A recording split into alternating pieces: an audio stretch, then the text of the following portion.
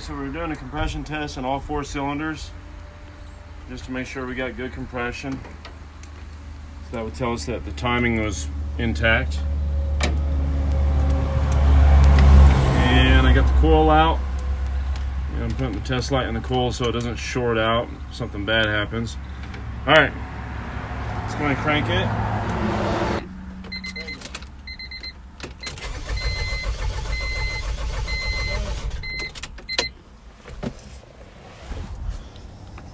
Hold on a second.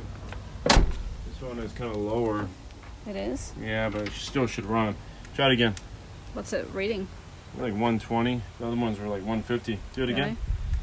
Oh, Yeah, I put oil in these two here, so that's probably why compression's higher. Really? Watch. Oh. Was it still reading at 120 again when you did it just then? Yeah, about 130. Okay. I'm gonna put some oil in it just to help with compression. Okay. But that has enough compression, really.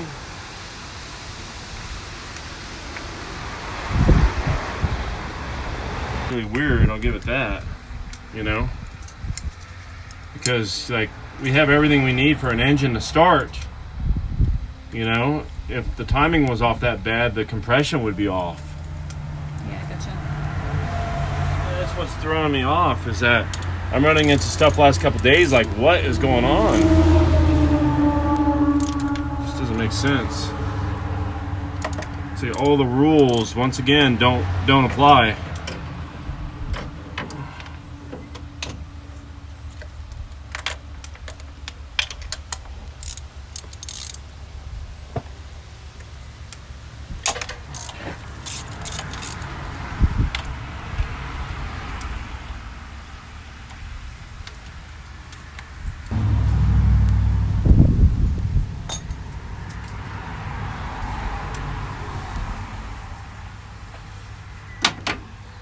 Put some oil in it. Slightly higher compression. So what happens is you crank it over enough times, the fuel washes out the oil. You get cylinder wash. Yeah. And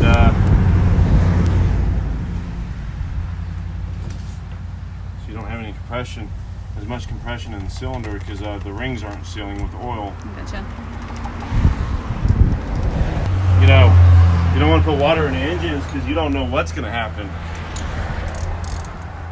Yep. We could wait a couple days and it might start and be okay. Really? Just sounds so bad though, doesn't it?